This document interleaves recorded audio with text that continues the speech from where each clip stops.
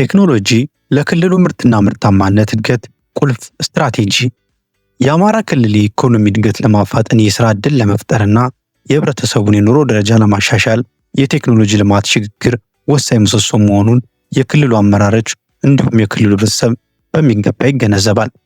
በዚህ ረገድ የአማራ ክልል ስራና ስልጠና ቢሮ በስሩ በሚገኙት 126 የመንግስት ፖሊቴክኒክና የቴክኒክና ሙያ ኮሌጆች ወይም ቲቤት አማካኝነት የቴክኖሎጂ ፈጠራና የዲጂታላይዜሽን ትግበራን በማፋጠን የክልሉን የምርትና ምርታማነትን አቅም ለማሳደግ ጉልህ ሚና እየተጫወተ ይገኛል።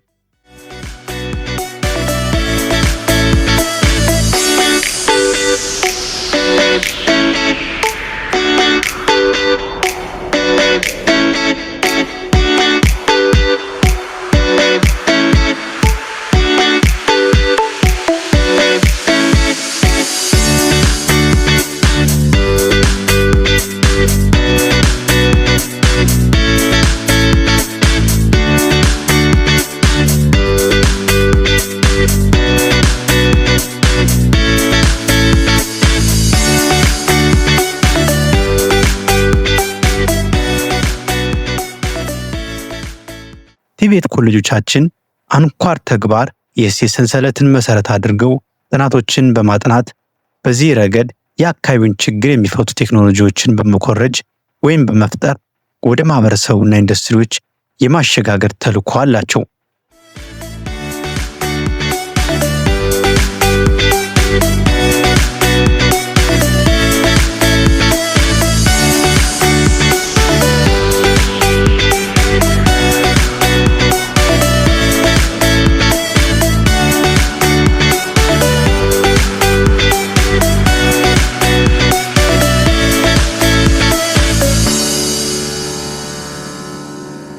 በ2017 ዓ.ም የአብክ መስራና ስልጠና ቢሮ በኮሌጅ በክላስተርና በክልል ደረጃ ለ9ኛ ጊዜ የክህሎት የቴክኖሎጂና የጥናትና ምርምር ውድድር አካሂዶ ነበር። በዚህም በተካሄደው ውድድር ከሁሉም ቲቤት ኮሌጆቻችን ዋናዎቹ በግብርና ዘርፍ 22 ቴክኖሎጂ፣ በማኒፋክቸሪንግ ዘርፍ 17 ቴክኖሎጂ፣ በአገልግሎት ዘርፍ ደግሞ 11 ቴክኖሎጂ በድምሩ 50 ቴክኖሎጂዎችን ማግኘት ተችሏል። እነዚህን ቴክኖሎጂዎች በፕሮቶታይፕ ደረጃ በቲቤት ኮሌጆቻችን ወይንም በቴክኒክና ሙያ ኮሌጆቻችን ተመርተው የተቀመጡ ሲሆን አንዳንዶቹም ወደ አካባቢው ማህበረሰብ ተሸጋግረው አገልግሎት እየሰጡ ይገኛሉ። ነገር ግን እነዚህን ቴክኖሎጂዎች ሙሉ ለሙሉ ወደ ተግባር ለመቀየር የአጋር አካላት ስትራቴጂያዊ ሚና ያስፈልገናል።